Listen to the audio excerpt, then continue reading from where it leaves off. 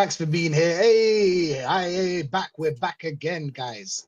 It's Arsenal Revolution TV, and today we've got a special guest, Jez. How you doing today, Jez?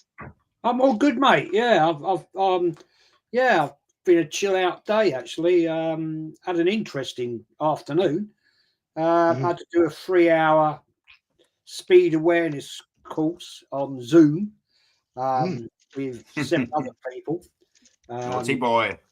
Yeah, which was it's actually quite interesting. Actually, I have to say, I thought, oh god, here we go. But it's actually, I'll tell you what, it was actually quite interesting. I learnt a bit out of it. I won't lie, I've learnt a bit out of that. So, yeah, fair play. No, great to have you here, Jez, for the first time. Big up, and you've got already a comment, Andrew, saying, Andrew, big up to you, bro. Big up to you for joining us today. And he's saying, big up, Jez. Big up, man. And we've got on the other hand, Aaron. As always, you already know. Hello. Aaron. How you been, Aaron? Yeah. Like I said to you off air there. You know, I'm all good, man. Like that. When I don't think about Arsenal, I'm buzzing. I'm happy. Do you know what I mean? I'm absolutely somersaulting out of bed in the morning when I don't think about Arsenal. I'm cartwheeling in it. I'm all good. And then I start thinking about Arsenal, and then just the depressing thoughts start taking over, and what's happening to our once great, wonderful, beautiful, classy club. And the disgusting, dirty, awful avenue that it's going down doesn't put a smile on my face. And I'm sure it doesn't put a smile on a lot of people's, man. It's not very good, but I'm sure we will get into that. True. You've got a long way to go. Wait till you've been supporting them for 57 years. You've got a sad life ahead, mate. Yeah. Trust me. Hey, Jez has got a lot of Jez has got a lot of experience in this. It's lovely to have someone that has been to over 3,000 games. I've said it before on his channel. And big up to everyone that's locked in. Big up. Oh, they're all here. They're assembled. Big up, Acres, Godfrey. Big up, my friend Mama Flossie. Evening. Mama. Hope you're doing well. Big up, chat. Big up, Mama. Big up, chat. Big up. Always. Big up AFC. Big up as always, Acres. So guys, we're gonna go have a little recap about the last game, Arsenal Aston Villa. I guessed it would be for me. I predicted a draw. To be honest, when we were 2-0 up, I was thinking of like going back on the score, because I thought that we might win this game after going up 2-0, and as always, we crumbled after 2 mistakes from our defenders. And yeah, we've been playing Partey out of his position. We've been every time we lose a player, we look very, very, very bad. It's kind of like we are a one-man team in every department that we have. So if it's in defense, if we lose Saliba, it's done. In midfield, if you lose Partey, in going forward, we've got Saka. Tell me about the game. How did you feel, Jez, about the Arsenal Aston Villa game? What was your thoughts on the game? Well, going in 1-0 half time, I thought, okay, we got to step up second half, and we did. We got the second, and then it all went horribly wrong. I still question some of his substitutions, taking off a goal scorer to bring on a defensive player. I don't understand that tactic at all. This is what absolutely confuses my little brain every time with this manager. And you've just actually hit the nail right on the head, Rashid. I've been saying this for quite a while, since Saka has been injured. The only person you can blame for this is the manager. He has created Arsenal into a one-man team. If you look at the stats, if you're into that, I'm not particularly, but if you look at what he's done and look at how the gameplay goes, you look at the heat maps, if you're into that, everything goes through Saka. When Saka's not there, right, 75% of the gameplay is through Saka. So what does that tell us? That tells me, and I'm no tactician, I've watched a lot of football, that is a one-man team. Now we haven't got Saka, we don't have that outlet. So now it's Arteta is thinking, what do I do now? What do I do now? And you can see it, right? When we were in trouble, when it went 2-1, yes, to Aston Villa, you could see straight away. He's like, "Oh, what am I going to do now?" Aston Villa had more depth than us, Jez. They had more depth in their team. Aston Villa people, just so you know. Sorry to cut you off, but just wanted to point that out. Absolutely fact. If you look at their squad compared to our squad, they've got more depth than we've got. Right, and I was having this debate the other night, last night actually, on Lee's show. I did a show last week, right, with DJB and Kenny Ken, and we talked about the great 91 team and the Invincibles. And if both of those squads, there is 2 players for every position, and you've got to remember the 91 team that season, right, played over 50 games in the league, 42 games in the league and FA Cup and League Cup, right? And they still got it over the line. Whereas, I'm sorry to say it, this manager has left us so weak, so threadbare, that now he's crying, and he said it, boys. We're light. We haven't got, we haven't got the. Well, whose fault is it? It's your fault. It's Arteta's fault, Jez. You're absolutely right. Yeah, everything you said, bang on. I swear to God, the thing is that touching on that thing where everything goes through Saka, and I'll get to you in a minute, Aaron. Sorry. Yeah, no, you're good, man. You see Odegaard, yeah? Odegaard always goes to the right. He never goes to the left. And because Odegaard is our playmaker and he gets most of the balls, so most of the balls always go through the right. As you can see, even when we changed to Ethan, it became Ethan. Until it was last game, we played Trossard on the left. It just suddenly became Trossard all of a sudden, which is surprising. Because obviously on the right, we had nothing to go forward. We had Sterling. You know how Sterling is. You don't need us to tell you anything about Sterling. No. Sterling is a dribbler. Apart from that, nothing much comes from him. So because Odegaard saw that nothing's going to go from the right, what did he do? He turned to the left and we started playing from Trossard. I think our weakness is that we're so predictable. We always come from the right. It's always Saka. And you're bang on. I can't lie. You got everything right when you said, Jez. And that's basically it. Arteta's kind of like saying after every game, saying that, oh, we are light. Oh, are you going to win titles? I don't know. But whose fault is this? The thing is that there's no accountability in this team. But Arteta's dying slowly. Cancer. He's dying slowly. Now it's stage 5, guys. It's stage 5. But Aaron, what's your thoughts on the game?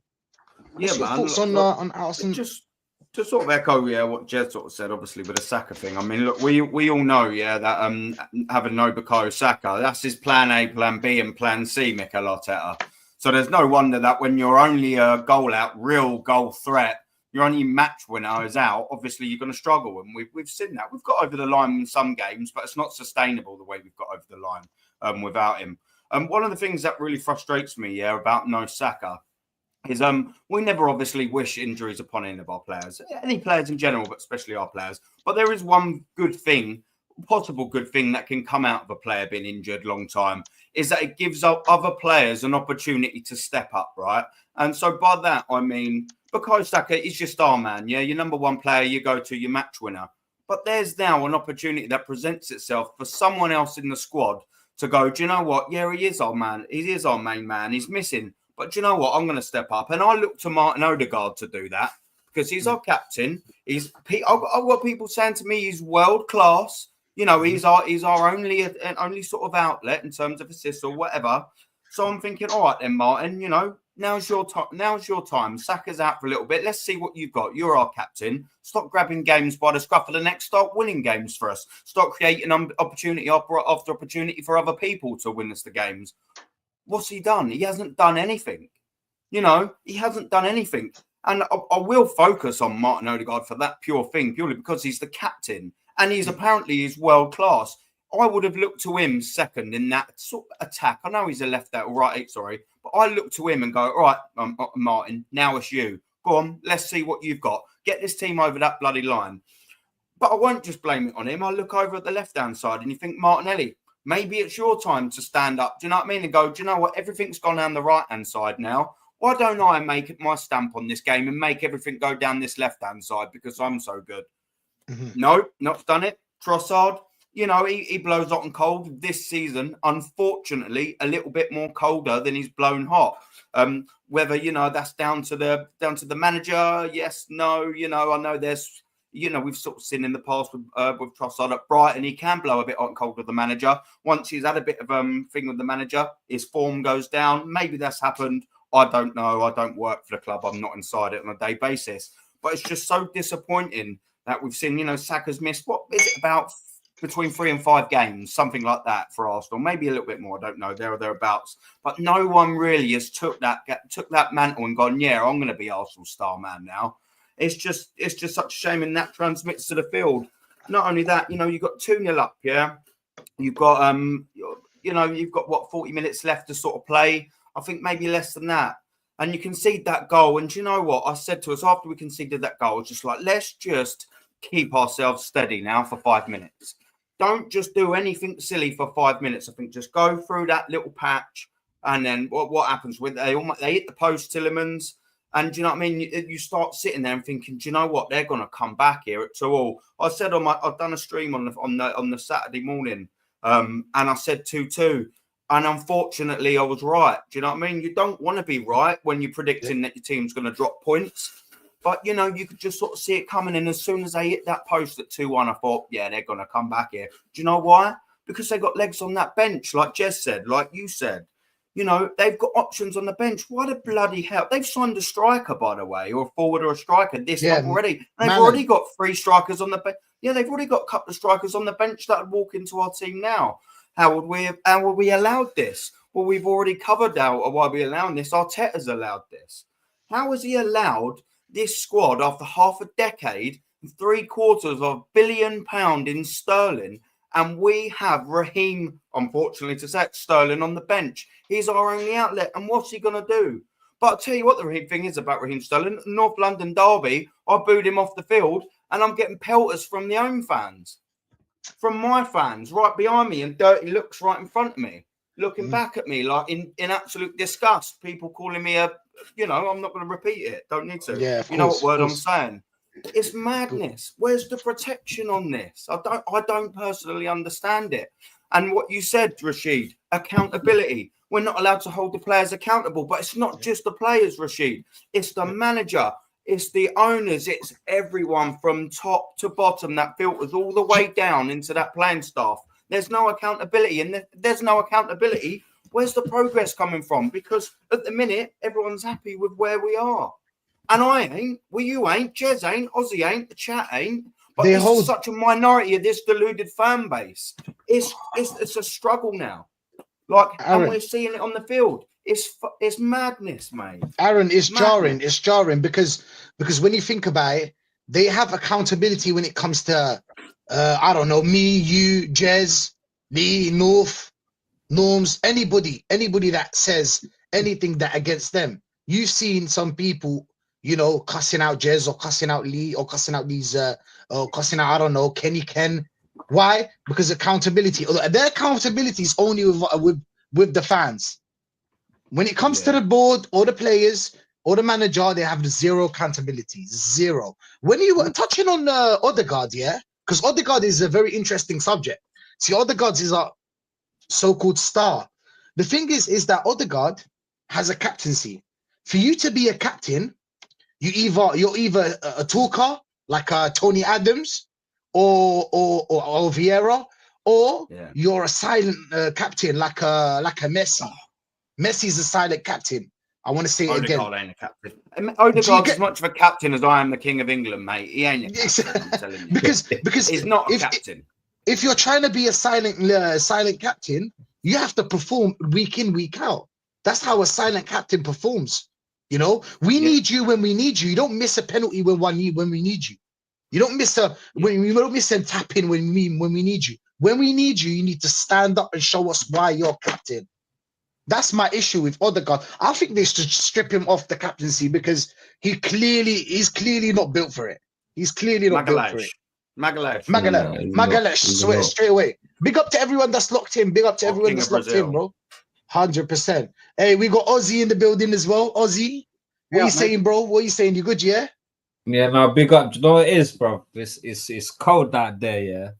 And I just recovered last week from being ill. I'm not trying to fall ill again. You know what I mean?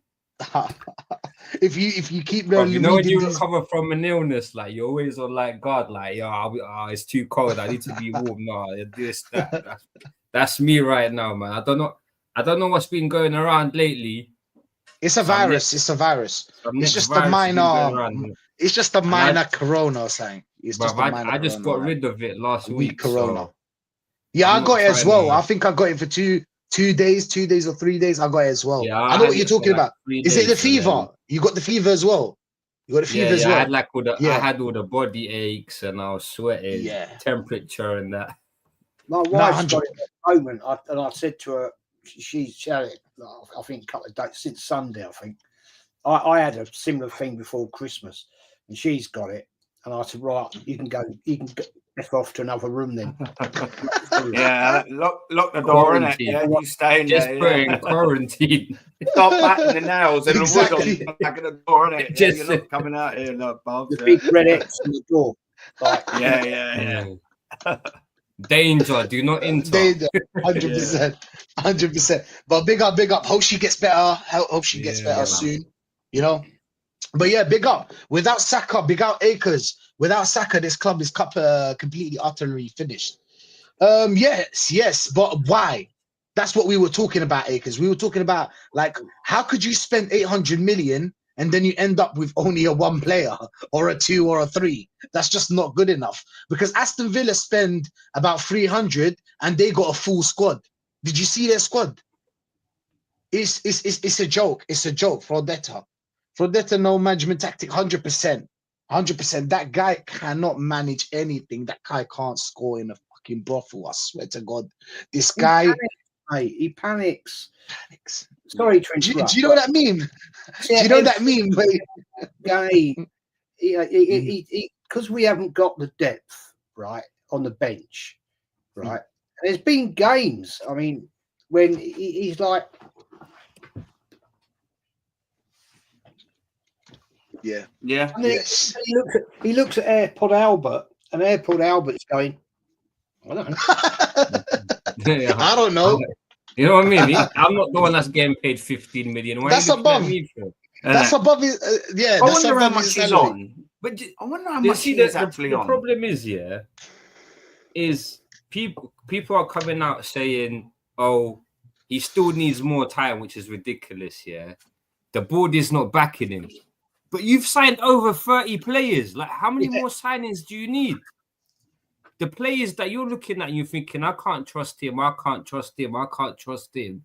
You're the one, you're the one that manager who signed them. You're the reason why they're there. No, 100%. And he's not done it the first season or the second season. Bro, it's continuous. So, if he done it the first season, you'd think, all right, cool. You know what? Every manager makes signings that don't work out. But year on year, you've signed bang average players at best or like absolute shite players. And you do it the same season again and again and again. Like, how many more signings do you need to make? And the thing is, brother, Rashid, we've spoken about this and you keep saying it, yeah? Do you trust this manager to make the right signings? No, because every season he's been here, he's made rubbish signings that don't fit. we were talking about it the other day, me and you, Rashid, yeah, where we went through the signings, and about five or six of them we could have said that I've worked out of 30. Out of 30, 5 or 6 signings have maybe worked out for the best.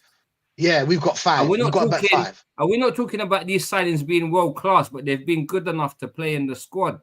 I think only Gabriel maybe is world class, but the others, like Aaron done the show the other day. Yeah, big up Aaron. Yeah, on whether we need a rebuild. Then you went through all the signings. How many of them were absolute crap? The vast majority of them. Literally the vast majority. Probably 25 out of the 30 signings this manager's made. Yeah, if we just say 30, maybe 30, 35, whatever, give or take. Yeah. Maybe 5 of those 30 signings have actually worked out for the best. Yeah. If you look at, there's no point of him giving him any more money and trying to think, oh yeah, he's going to get Sesko, he's going to get this person, that person is going to work out. He's thrown enough money down the drain. It's not good enough. Gorgeous. The thing is, if you actually analyse what he's done, right? Everybody makes out, oh, but he's won an FA Cup. He's won an FA Cup. He's won an FA Cup. Right? Right. How many of those players are left? Because I think all of Saka them. And he didn't start. Exactly. Saka and he didn't start. Tierney and Saka. And Saka wasn't in the squad. Yeah, and he was a left back. Saka was a left back in the final. He got rid of all of them because he wanted his own squad. Team, whatever you want to call it, right? So he got clearance, he got the ability to do that. He was given the money, and nobody can say this manager has not been supported. Okay, so he won an FA Cup with Unai Emery's team, right? Let's get it right. It was his team. Aubameyang won that FA Cup. What did he do to him? Throws him out. Yeah. What have we got now, gentlemen? We got a team that couldn't win you a slice of bread. Right? And this is his squad, his players. And this is what he chose, he bought, and it people still cannot see the fraudulence in this manager. 750 odd million pounds spent over 5 years. And he's won nothing. That's shameful. It's disgraceful. It shouldn't be allowed by any proper football club. And I'm not talking Arsenal, Man United, Liverpool, Man City, whatever. If we were Hull City, they wouldn't allow that. If we were Nottingham Forest, they wouldn't allow that. Right? People get kicked out after 2.5 seasons for doing that sort of nonsense. He has not. Can anybody actually name me one player, right, that he's brought in that's actually made a massive difference to this team?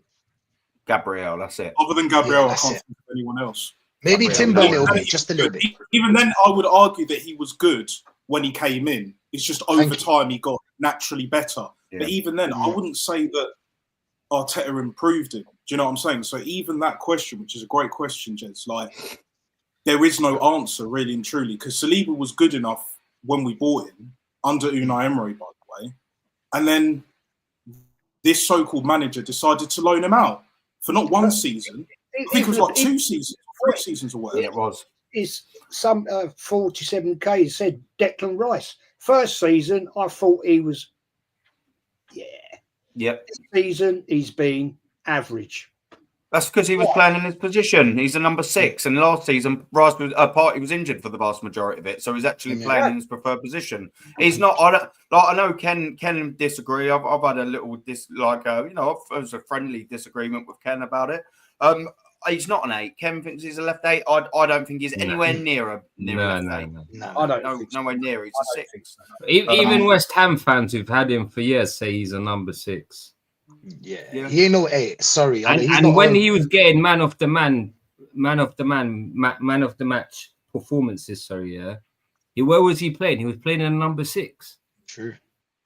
He's playing out of position, and then when he plays in a dog shit midfield without Partey or Odegaard, he's basically trying to do defensive midfielder, attacking midfielder, trying to control the game because he's surrounded by dog shit like Mourinho and Jorginho, who can't do their jobs. Jorginho ain't got the legs. Mourinho looks like he needs about half an hour to decide what he's doing. So the Rice has to pick up the pieces. And don't forget, he's played. How many games has this guy played through injury? He's still playing for injury. At least 6 games. At least 6 games.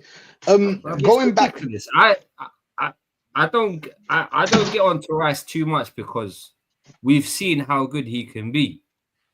But when you look at the trajectory of this season, him playing out position, being surrounded by players that are not good enough, naturally you're just gonna show that you're worse off. If you play with good players, you're gonna look better. Like it just makes sense. But when you're a midfielder and trying to do the box to box, the number 10, and trying to be playmaker, but he can't do all those things. He's a defensive midfielder. That's it. He breaks up the play. It's not his natural and game. then passes the ball to someone that can do something with it. Rice has never been a box to box midfielder or a playmaker or someone that can do the deep lying role. It doesn't work for him, especially him coming from playing centre backs in his early years. It's not gonna work. But if you don't play defensive for half your career, or almost like 70% of your career, and all of a sudden you think you can play attacking, it's not gonna work. No, fact. 100% facts, bro. Facts. Big up to everyone that's locked in. Big up everyone. Hey, big up that star. We're gonna try to bring you into the conversation by this question.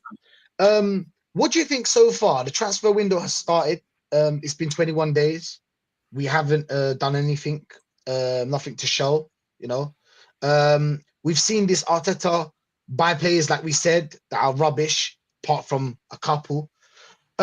Would you give, now the question is that because, yep, Jez, that's what I'm gonna ask. Would you give this manager more money? But listen to this. The problem is that if you don't give him more money and he stays with this squad, don't you think this squad would get worse? These players would get worse. And then by the time we get rid of Arteta, we've just got like 16 rubbish players. What's your thoughts? Would you give him money? Would you not? My thing is, playing a devil advocate here. But no, I hear that. My thing is, let Lego head soil himself, innit? Like, don't give him any more money. You know, you've spent nearly 800 mil. Deal with it. You made your bed, lay in it. Do you know what I'm saying? Like, I don't want to give.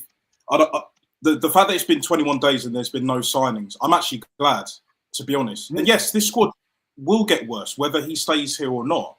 But we need another rebuild regardless. But I never wanted this manager in the first place because I knew he would take us backwards. Before it was like he'd set us back 5 years. I think he's probably set us back 10 years. And even if we get the right people in later on down the line, you know, it's like a problem. Because that's the thing. Ralph Rangnick said when he was Man United manager, even though we all know he's a DOF, technical director kind of person, right? He said that Man United needed major heart surgery. Well, if Man United need major heart surgery, what do we need? We need full body surgery, not even brain surgery. Because everything from top to bottom is a mess. It's an absolute mess. We got rid of all the scouts to replace it with this AI bollocks. The recruitment, well, there's not even any kind of recruitment. It's a joke because Lego Head thinks he can do it all with no talent ID. At least Arsene Wenger had good level of talent ID, even towards the end when he was deteriorating and winning a few cups here and there.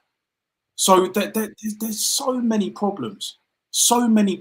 But the only way to solve this is obviously get the manager out, but then also have all of our eyes onto, at least in my opinion anyway, the board. Because I don't rate the ownership, but this board, and Jez, correct me if I'm wrong, this board have been here for way too long, like so many years, like 40, 50 plus years. They haven't changed.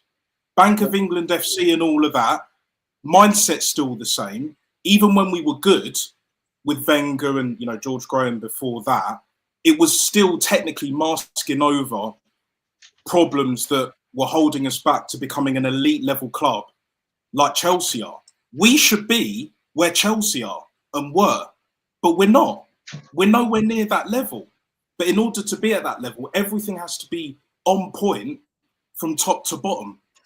And when it's not, we're lingering in this, you know, old top 4, you know, 6, whatever, this kind of crap. And it's just this never-ending merry-go-round, perpetual motion. It just keeps going on in cycles and cycles and cycles. So, guys, like, where do we really go from here? Like, if that's addressed. You just summed it up. Very well said, right? You've summed that up in the fact what we have with Arsenal, right, is a two-headed coin, right? You've got the Cronkies, majority shareholders. Yeah, they own the majority of the club. Certain people that were directors of the club for years, who were only interested in getting their dividends every year as stakeholders of the club. The problem we've got partly is we have the Cronkies and we still have some stakeholders, right? Now, how much say they have on the board nowadays, I don't know. But they're still there. These people, now, no disrespect, they're in their 70s and 80s. Are they that interested anymore in what Arsenal do? When you had Sir Peter Hillwood, David Dean, who were the main boys at the club, and they were, these directors we're talking about, were active and actively being involved with the club. They're not anymore. What are they here for? I don't know. I really would love the answer to know that, because if you go to the company's house, right, and look at the board of directors of the Arsenal Football Club, they're still there. They're still named as directors of the club. They may be non-executive, right? They're non-executive, but well, why are you there then? Why are you there? Because you get a dividend every year, a big money paycheck, right? Mm-hmm. Yeah. By the way, gentlemen, it's tax-free. It's tax-free. Taxes for the poor. Dividends always are, isn't it? That's where the money's at, man, with big companies like that. So tax for the poor. What are they actually doing here? What are they actually inputting into the team? What are they actually suggesting to the club that we need to do? What are we saying? What are these people saying? Right? Yeah, that, oh, we need to go down this road. We need to invest here. We need to buy this. We need to do that. No, no, no, no, no. That is a big, big problem at Arsenal Football Club. And it's not just the Cronkies. The Cronkies are the major issue. In that, basically, I don't honestly believe Josh Kroenke. Let's not talk about Stan. It's Josh Kroenke runs Arsenal. Right? Yeah. He's the boy. It's his little plaything, right? It's his little thing. Yeah. That's his toy. Mm. Why is he not living in the UK? Yeah. And at every single game. If it was me and I was an American owner, right, and I owned Arsenal Football Club, right, I'd have a penthouse suite, right, at the old Highbury Stadium. You know, £2.5 million, you know, penthouse. I'd have one of them. He can afford that. That's peanuts. That's no money. That's nothing at all. Buy the old thing with pocket change. I mean, you know, you walk past Highbury, you look at them penthouses, right? I've never been in one, but I'm sure it's bloody stunning. Why is he not living in one of them and at every single game, home and away? Do you not, boys, gents, do you not remember 2 years ago? He did a conference. He did a thing. He said, I'm going to interact with the fans a lot more. Where's that then? Where is he? Where is he? Nothing, bro. Nothing. You can't see him. I've only He's seen still waiting. I've only seen him at 3 games this season. Oh, come on. He couldn't give a toss. He couldn't give a toss. He's got a puppy for Christmas, and now guys, he don't want to play with it or walk it. That's what he wants, isn't it? Oh, but guys, don't you problem. think it's fair that he gave Arteta 800 million to spend? And big up everyone in the chat, bro. We're gonna try to get some comments as well. Sorry, don't you think? To answer your question, sir, would I give this man any more money? No. Yeah. I want him to fall on his sword, right? And the problem we've got, gentlemen, is this. He's such an arrogant narcissist. He doesn't give a shit.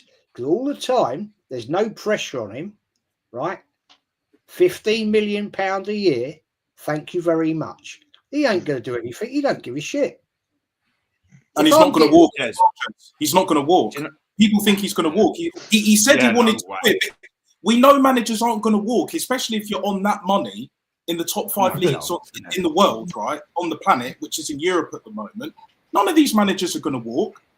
You know, like you guys, like Jez, Normski, everyone else on this panel here, Rashid, like back in the day, like even like noughties, 90s and all of that, if managers were that dissatisfied and they knew they could get like a better job elsewhere or they'd be fine with what they have, they would walk in it willingly if things weren't going their way. But even now, you don't see that anymore.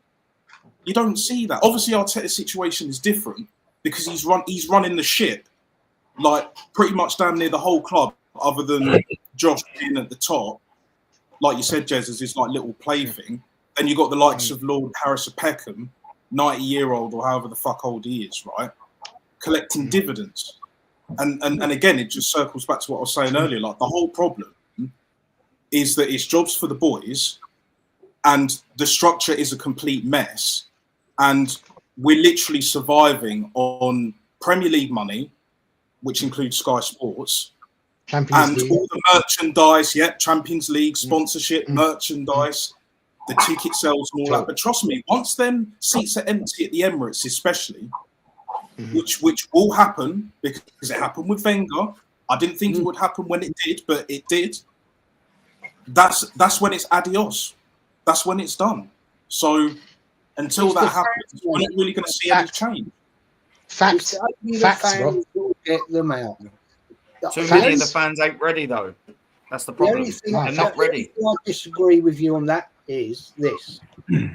When we had Wenger, right, the season ticket situation was not what it is today, right? It was all real fans, yeah?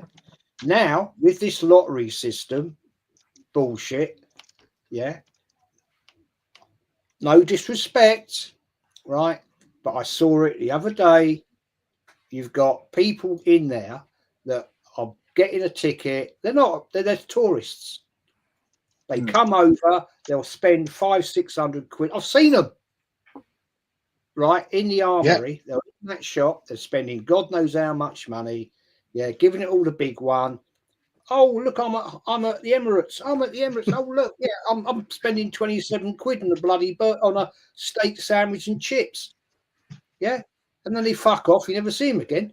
All the time you've got that gentleman, we have a problem because they won't vote. Go on. Yeah, do you know what, mate? Yeah, boycott that. Boycott. Yeah, mate. I'm telling you, every home game, I promise you, they've got a bag queue, haven't you, at the side of the things. I go in at F, and they've always got a bag queue going at the side. Mate, I'm telling you, that queue gets longer and longer and longer every single year, mate. True. Because all this has got the clear Arsenal things on. So every single fucker's going in there and buying something. That queue used to just be a couple. It used to be, maybe just sort of women, getting their purse checked and or whatever. And now it's just full of the see-through Arsenal bags, mate. The cute lines as long as you guys can see. and it's getting bigger and bigger every year. It's because what Jez was saying, to add on to it, every fucker's going in there and spending a few £100 and then standing there. And it's everywhere, mate. Like when you're up in the concourse bit, you know what I mean? You're getting whacked left, right, and centre with the fucking bags. Do you know what I mean? Just full of Arsenal shit. Like full of crap.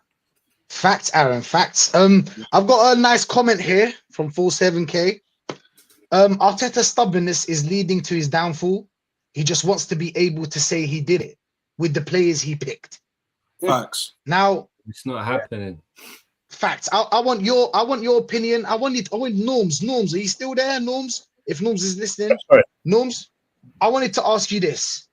Arteta's stubbornness, is it leading to his downfall? He just wants to be able to say he did it with the players he picked.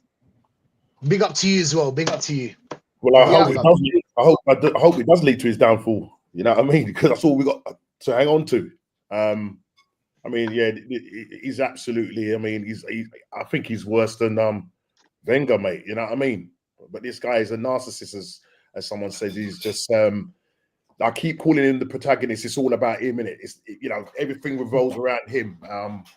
You know, I don't know if I think I mentioned in one of the chats. He did a press conference, and a guy specifically asked him about the fans around him shouting out for a new striker, and all of a sudden he had selective hearing. That's twice now.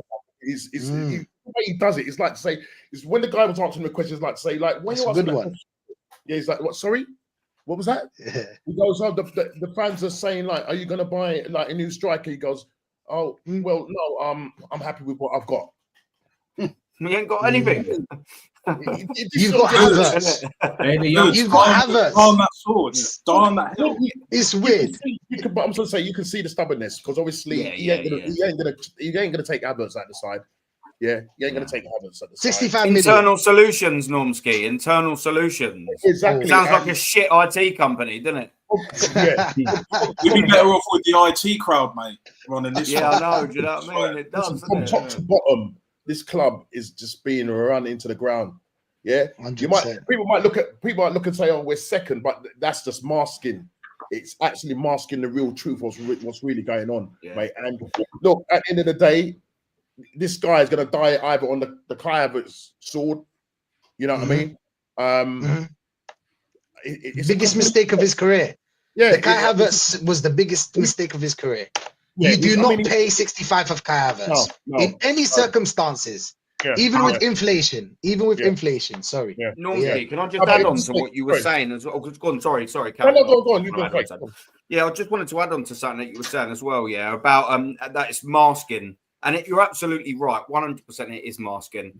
And when you talk to the top retards, well, they always say to you, yeah, but he's progressed. There's progression, and by that they always start saying, you know, we finished fifth, eighth, second, and then when you start talking about the second and second, they go, oh, it was 5 points and it was 2 points. But when you flip the narrative and go, all right, well, yeah, it's progression, that's fine, and now it's regression, they don't want to hear it. But when you start throwing the stats of, okay, at this stage in them last 2 seasons, now we've got less points. All right, now we've got less goals. We've conceded more as well. People don't want to hear it. Well, at the start, against their narrative. At the very start of the season, the top gooners were saying like, oh, you know, we're going to beat the Chelsea record, of conceding, the least amount of goals. Yeah, and that was based on them going in and buying Calafiori because they all happy about this left side. We know why. We know why. We know why. She calls him. Who's this handsome young head man? Come on, boys, steady yourselves, man. Fuck's sake. Hang on. Okay, sorry. Little tiny top gooner tents in their pants. What's going on there, man?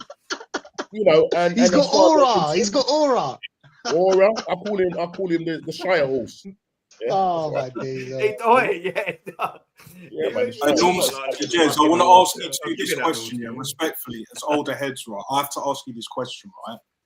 Do you think Arteta is worse than Terry Neal? And I believe the answer is yes. And if so, how much worse is Arteta compared to what Terry Neal did back in the day? I genuinely, it's a genuine question. I genuinely want to know. You're right. Arteta is worse.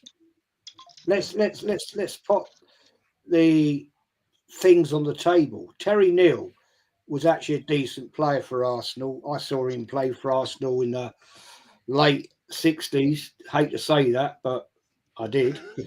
I was still a little baby then, mate. I was born 67, so you know what I mean. I'm gonna leave that one to you, Jens. I know he was a bad manager, but yeah, you know, he wasn't great. But let's put it on the table right now. He got us to 3 consecutive FA Cup finals. All right. We didn't have a great team until the 79 team. We should have beaten Ipswich, no question. We then went and bought one of their better players, Brian Talbot, and we should have beaten West Ham. We just never turned up that day. That was a shit show.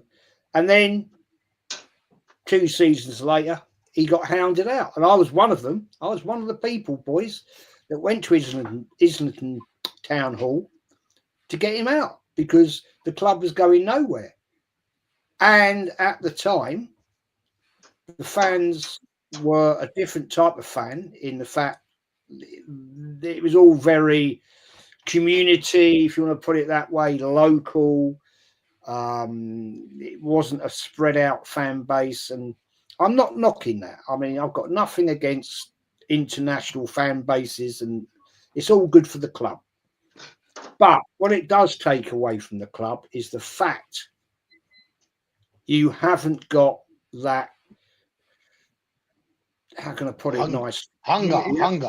You haven't got that passion, desire. What it means, right? You haven't got this. It's like almost tribal.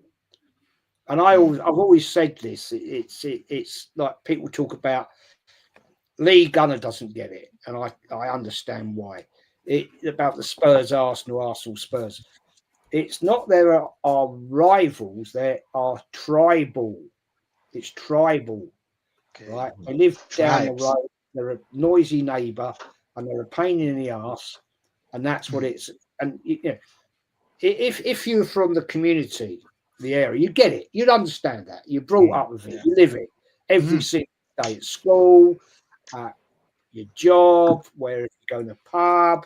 You know, back in the day, you just knew there were certain areas you just didn't go in. If you're Arsenal or if you were Tottenham, unless you were stupid, you're actually looking for a kickoff, right? You just didn't go because it just was not the way it's no different to how Fulham Millwall. You just didn't cross the water, right? Yeah. We knew it was going to happen. But the problem we've got here, to answer your question, mate, is Arteta is probably, without a shadow of a doubt, the worst Arsenal manager I've ever seen in my lifetime. And we've had some bad managers. Billy Wright wasn't great. Bertie Mee, 10 times better than Arteta. Let's put that one on the table, right? And then we have to move on, don't we, to our temporary managers of Bruce Rioch. If you actually, the only thing he's done is get the Bergkamp, I suppose. If you look at Bruce Rioch, mate, if you look at Bruce Rioch, right, he brought in probably one of the greatest Arsenal footballers, Dennis Bergkamp. He brought in David Platt, England player. Yeah, but Jez, that Arteta brought in Kai Havertz, who's been likened to Dennis Bergkamp. Well, absolute joke. That's a joke. I don't know what. I know what you're saying, mate. No, but facts. Whoever ever said that has never seen Dennis Bergkamp play. No, yeah, 100%. They said that about Odegaard as well. Odegaard, yeah, shit. No, 100%. It's great. Terry Neal was 10 times the manager of Arteta, and he didn't have the money. He didn't have big money, right? He didn't have big money, but he had a team that got the 3 FA Cup finals. And if you want my honest opinion, we should have won all 3, but we didn't. There you go, 100% facts. Just big up to everyone that's locked in. Big up everybody that's on the panel. Subscribe and like for sure. These are one of the community. This is the community, basically. This is our community. So big up to every one of them. You know, show love to these guys. But yeah, we've got a comment here. This comment I liked because me and Gavin think alike. Sometimes it feels like we're a relegation battling team. We time waste from time for 10 minutes. We spend nearly a minute to take a throw. It's really frustrating to watch a game these days. Aaron, what do you think about this, Aaron? What do you think about this? Like, you've seen our team, you watch our team, you know, I go when I can, you watch our team week in, week out. We tell me, how do you feel about this team playing like a relegation battle, trying to win games, you know, trying to use the dark arts? How do you feel about that? Look, I don't mind us having things to having different bits in our arsenal, you know what I mean, to try and win games. That's all well and good, but when it's the main feature, it's just absolutely not good enough. I might be 35 years old, so you know, there's some older people that's in a lot more different eras than I have here. I started properly watching football in about 96, so you know, I was brought up watching a lot of attacking good football. Of course, I've gone back and watched my history. You know, I know about George Graham's football. I've watched plenty of matches on recap. But that team won. This team, this team don't win. I go to the Emirates. I haven't done a couple of times this season for the first time since I've had my season ticket. I've had it a few years, purely because I believe so little in this manager. But the question you're asking, I can't tell you the last time I actually left the Emirates and enjoyed a football match. A lot of the time I can't wait to leave. You know, I can't wait to get home. It's boring. It's painful. You know, I know that whilst I get up sometimes, and it's quite devastating, really, to sort of think about it. A little bit heartbreaking when you think, "Oh, I'm going to Arsenal today," like, and that's what I'm not. Oh, do you know what I mean? For fuck's sake, I've got to do 2 hours of traveling. I don't know, people who's got more traveling than I have. I'm not, you know. I'm thinking, oh, I've got to do that, and then I've got to go watch that football for fucking 90 minutes, and then I've got to get back, and then my day's gone, and then I've got to go to work. Do you know what I mean? It's got like that, unfortunately, and it's such a shame, really, because I love going to football and I love Arsenal to pieces. But you know, I don't enjoy it, and I don't think a lot of people do. And if they tell you they are, I think they're lying. There's nothing enjoyable about this football. As a gentleman said, yeah, you know, you're time wasting. We're time wasting when we're 1-0 up. We're time wasting when we're 2-0 down. You know, the throws are taking a minute. You know what I mean? The corners are taking 2 minutes to take. You know, it's frustrating. I spend a lot of the game shouting at our own players to just throw the ball in or put it into play. It's painful, Rashid. It's really painful. It's not 100%. What I'm used to watching. And I don't want it to continue any further. You know, we're saying about, oh, would you give this manager any money? I'd say everyone in this panel would chip in a tenner and just get him a cab to fucking Heathrow and tell him to piss off. Do you know what I mean? That's the only money I'd give him. I'd be for his calling, Aaron. I'd be for his calling, should be calling. Yeah. Because that's where it belongs, that's it, mate. Living it up. That's it. Yeah, I'll even give him his first, you know, a bit of spending 100%. Money. Here's €200. Go get off the nut, and I'll be for somewhere. Just stay away from us. On the San Antonio. Go San Antonio. I just want to say, DC10's a good club. Piss off there and stay away from us. I just want to say, big up Northside, my brother, for the raid. Love for the raid. I want to read this comment. Big up to everyone that came from Northside as well. Big up to everyone that's locked in. Like and subscribe to everyone here. This is the community, guys. This is the community. Can anyone tell me why Robbie wanted Southgate out for boring football and being a Neely man when it's Arteta doing the exact same thing? Hypocrisy. Like, we've seen this with these Arteta ins. We've seen it with them. Yeah. How is it different standards for Arsenal than the other clubs? Why is it different standards? Why are they laughing at Man City not winning the league, even though they won it the year before and the year before and the year before that? How comes this different standards? What's your thoughts on it? What's your thoughts on it? Okay, next. They are plugged in to the Arsenal / now Arteta matrix. They're fully plugged in to that Arteta matrix. Yeah, it's real, man. Like it's beyond. A lot of them are beyond saving, right? Beyond saving. Like with the Southgate thing, that's a great comment, because I personally believe, as much as I don't rate Southgate at all, For me, Southgate's better than Arteta. He's a better manager because he can manage. Yeah. No tactics, which is why he didn't win shit with England.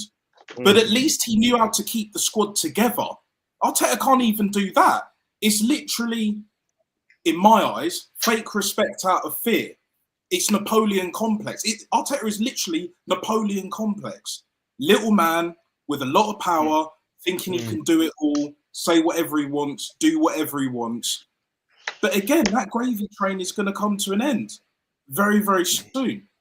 Because when do you think the end? What's it going to take, though? What is it going to take? Is it going to be the fans leaving the stadium, away fans, home fans? Put your ticket, Aaron. You go on a regular. Your season ticket holder. You go as often as you can, innit? Yeah. I've been offered twice in the space of a month to go to Arsenal games. I've turned them both down. I mean, the money's tight, but either way, I don't want to watch it. Even if the tickets were £5 right now, I'd still say no, bruv. I'd still say no. I guess you're helping them. I guess you're helping them if you're paying that £5 or £1 or £1,000 or 10,000. You're helping. The only way I would go in is if I put the ticket in and then sit down and then adios. I'm bouncing, bruv. Do you know what I'm saying? You're paying for Declan Rice's salary. After that Newcastle game, I was boiling. I mean, I'd done a fan cam reaction on my own thing. I probably shouldn't have because I was just absolute blood boiling. And my blood was still boiling for days and days after. On full time, right? The second that whistle blew and we lost 2-0 to Newcastle, I went straight on my ticket and sold 3 tickets, right? Even after we just lost that, them 3 games went within 3 minutes. So that still people just after losing 2-0, and I'm I'm staying home with my family. There's still people going, when's the next one? When's the next one? Buying them literally seconds. All 3 tickets went bang in seconds. It's not gonna happen. I get the point. Empty seats, I totally get it. But the thing is just I then don't want to lose my money back. So say for me as a season ticket holder, I get the point that you're saying. Empty seats, I fucking get it. But at the same time, I also don't want to pay my season ticket to start the season and then not go and just basically lose £1,500. Do you know what I mean? It's a real hard one. Do you know what I mean? Because Aaron, you sale, but some fuckers always going to buy them. It's tricky. I totally get what you're saying. I totally get. Since there's a lot of Arsenal fans, like myself, obviously, if I have any chance, I'd go to watch Arsenal. Though, don't get me wrong, but I will cuss the player. I'll cuss the manager. So imagine the whole stadium cussing this manager. That would make a difference. That would make a huge difference. And that would send a sign. You don't just need to leave. You can just all come. Everybody comes to the stadium. Because obviously a lot of us are Arsenal junkies. Like Aaron says, love that word. Yeah. Love it. But so you got the whole stadium cussing this manager. My question is, Jez, this is my question to you. Yeah. When is it enough? When do you think this manager's going to get sacked? Next year, the year after, this year? What's your thoughts on that? I really want to know. Well, that's a very, very, very good question. I don't believe it'll be this season. I don't. I reckon Arsenal will finish up probably 3rd, 4th. Ooh. Maybe even 5th, right? Nat Star said it. Nat Star said it the other day, Jez. I think he said 6th. Did you say 6th? It's not. Yeah, 5th or 6th. There's more people now. They're clipping you right now. They're clipping you. I'm joking. It is what it is. No, I respect that. It is what it is, man. It is what it is. I'm joking. I mean, I would respect that. No problem. No problem over here, my friend. It is what it is. But Jez, go on, Jez. I mean, look, Man City are doing their typical New Year move. We know they can start the season a little bit shaky, and every year since they've won the Premier League, come January, they kick on, right? And all of a sudden, they're now in 3rd gear, looking like to hit 4th gear. Look at their fixtures, right? We got to play them, right, at the Emirates. So that ain't going to be an easy day out. Don't care what anybody says. But to get back to your point, do I actually think he'll go this season? No, I don't. He'll be here, right? When will he go? The only time I see it, it's no different to what happened with Wenger. It was the fans, right? The fans. I remember when I was there fighting in the North Bank, and it was getting to the point of I'm thinking, Jesus, we getting back to those days of the 80s and 90s, you know, when it was proper naughty. Arteta in, Arteta out. And I thought, Arteta in, I don't want to Arteta see out. this. I don't want to see it. Of course. You know, I don't want to see this. I've been there, seen it, and done it. Got in trouble, and I don't want to see this no more. And it got to 2016. I won't lie, and I thought, fuck this. I've had enough. I had my ticket 40 years. 76. I had my first adult season ticket. I had a season ticket before that, but as a junior, so I wasn't entitled to certain privileges. But at the end of the day, I thought, nah, I'm done with this. And bearing in mind, guys, I'd moved out of London 10 years before that, and travelling to the game was getting very expensive. And once we'd moved to the Emirates, I didn't like the Emirates, right? My home was Highbury. I grew up right next to it. I was born opposite the North Bank. I lived in Avenel Road, right opposite the East Stand. I didn't enjoy it. I hated it. And I thought, nah, what am I paying my money for? We're playing shit. It's costing me a fortune. Season tickets expensive. Rubbish bloody crap food at the stadium, right? It's got worse than all, Jazz. Since you've not gone, mate, it's horrendous. I have been since. The last time I went to the Emirates was just before lockdown, right? Just before the lockdown. And I thought, you know, I can't be asked doing this no more. I've done my time. I'd hate to think in my life how much money I've spent on this club. And I remember being there, meeting up with some old muckers, Sheepskin Steve, Hendon Gooner, all that lot, proper old Arsenal. Big up to them. Proper naughty boys and all they were back in the day with the firms. And I said to him in the pub, I've had enough of this, boys. I've had enough. And I'm not going to spend 40, 45 quid on the train to get up here and then waste my time watching shit. And I walked, and that's when I walked away. Do I feel bad about it? Yes, it crucifies me. It breaks my heart. Right? You cut me in half, and that badge right behind my head is what's in me. Yeah, it was my life. It was my life. And Arsenal, I love them to death. But now, I'm 63, 64 this year. And I'm thinking, nah, I ain't doing it no more. I ain't doing it. And unfortunately, gentlemen, we're going to be stuck with this guy for a little bit longer. Sorry to say it, but it's the fans, the match-going fans. We may have an influence because as people get more onto our channels, and which they are, they are. I can promise you that they are watching, right? And they're going to get frustrated. They're going to have their say, and that's when it's going to change. But I'm sorry, guys. I think it's going to take another year at least. Damn. That was the scariest part. Can I just quickly say something that Adam Elmino rightly I actually agree with what he says in the chat, yeah? I guess turning up and leaving can make a difference. Do you know what? I was sitting there and thinking about it, right?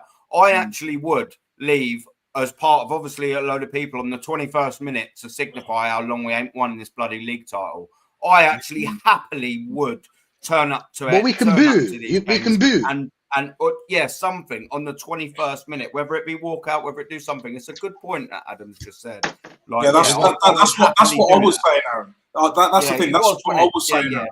But the thing is, like, I hear what you're saying, Rashid, as well, and like booing and all of that. But even after the Newcastle game, albeit I was watching it on like TV and that, like, I didn't hear any real boos, especially like at full time, innit?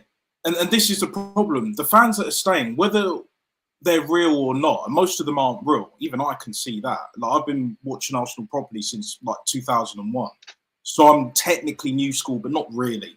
Not really, especially with the way that I am and all that shit. But like, booing at this point is not going to be enough. Now, booing during, you know, Wenger days towards the end, and then when fans like stopped turning up and that, you know, Man City after the League Cup final where we got embarrassed. Yeah. Even because it was like 3-0 or something like that. Yeah. That's when it like kicked into play, and then Wenger was told to leave. Like he didn't leave on his own accord. He was told to leave. We all know this. But with Arteta, because it's so, I'm not even going to say tribal. It's a cult, bro. The cult of Arteta Matrix, bro. They're all plugged into that system, bro, and they can't get enough of it. That dopamine effect for most of these like online fans, these tourists, whatever you want to call them, yeah, like it goes so deep. That, you know, it's going to be extremely difficult to make any real kind of, because we're the minority, basically. That's the point I'm making. I hate to say it, but we are the minority.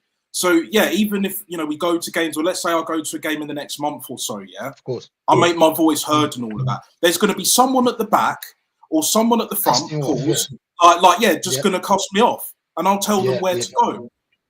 Yeah, I'll tell them exactly where to go. Jez, you've been there, you've done it. Normski, I'm sure you've done it before at least once. Like it is what it is. But at the same time, you know, I kind of agree with you, Jez, but I just want this manager out so bad because I know he's a major issue at this football club. And once we get rid of it, it's not like everything will be rosy, but it's a start, innit? Do you know what I'm saying? It's a start. And on the pitch, we get rid of Arteta, and then maybe, just maybe find so. Like, I would take Albert for the rest. Like, let's say Arteta left tomorrow, right, or got put. Why don't we take the set piece guy, Albert for the rest of the season? Give it to Airport Albert till the rest of the season, until we find a proper manager. Like Ancelotti, if he still wants to keep going, is available at the end of the season. I think he'll be available. I think Ancelotti will be available.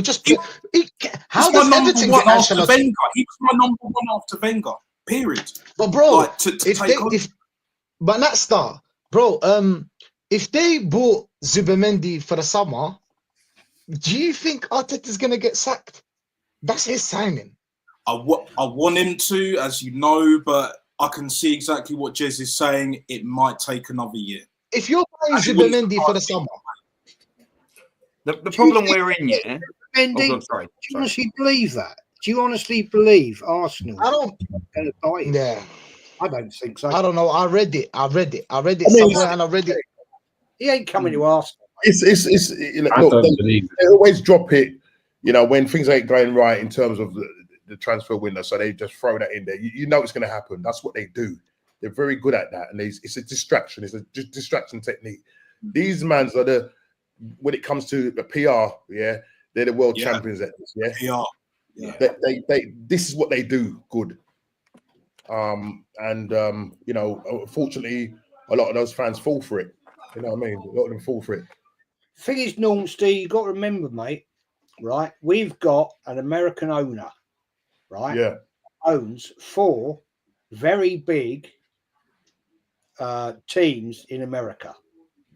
He's probably got one of the greatest sports PR setups in world sports. I mean, I'm just saying football, American baseball, ice hockey, all that.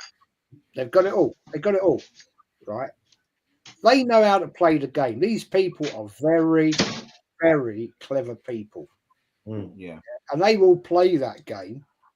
And Fortunately, we've got way too many people that will fall for it because, and I get it. I do get it, right? People, there's a lot of very young people, yeah, that will follow the narrative because they want to be part of the group, right? They don't want to get called out. When we get along game. Yeah, well, when we used to go to school, right? Not so much for me, but my grandson, right? He was once an Arsenal fan. He's now a Brighton fan. For Christmas, he plays in goal. He's 10, right? And he wanted a goalkeeper shirt. I said, well, all right, I'll get you one. No, I don't want Arsenal. I went, oh, right, okay. And he said, I want you want Brighton. Nah, I want Real Madrid. Because he goes to school with kids, right, that they support anybody, anywhere around the world. Yeah. They'll support Man United, Liverpool. Predominantly where he lives from the south coast, Brighton. I get it. I understand it. Right.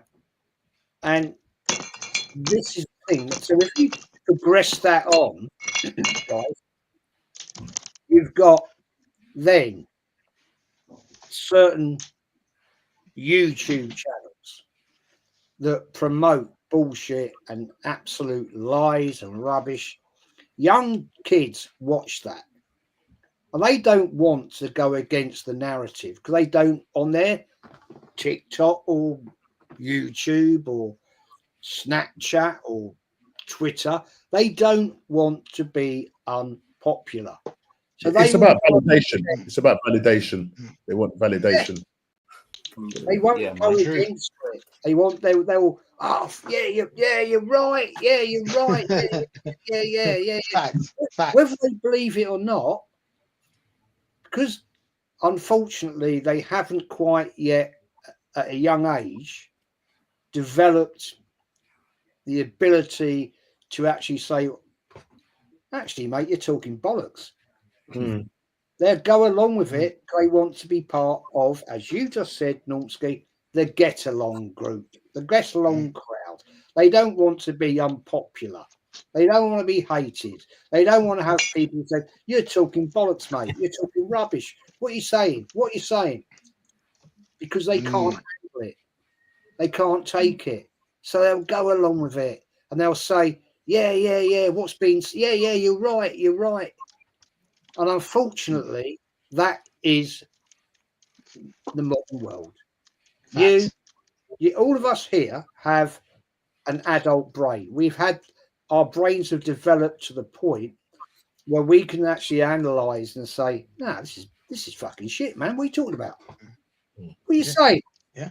And you've got a YouTube channel. You've got a YouTube channel. You've got a YouTube channel, right? Yeah. True. And you'll say what you think, and you're not afraid for people to come to you and say, "Normski, you're talking bollocks. Rashid, you're talking absolute shit." I get it every day. People come to me.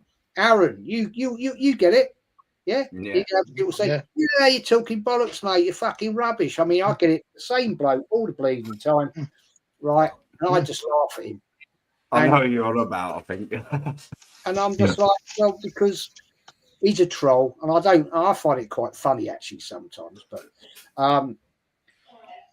that is the problem, gentlemen. That is the problem, and that is going to take a lot. 100%. 100%, Jez. 100%. I got a question. Since this Champions League, tomorrow we're playing 8:00. We're fifth in the table. On the table, we're fifth. Where do you think Arsenal are gonna get into this Champions League? Do you think we'll get quarterfinals? Do you think we'll get the semi-finals? What do you think? How far can Arsenal go in this Champions League? How far? Ozzy there. You're gone. You're gone, bro. You're gone. You with us?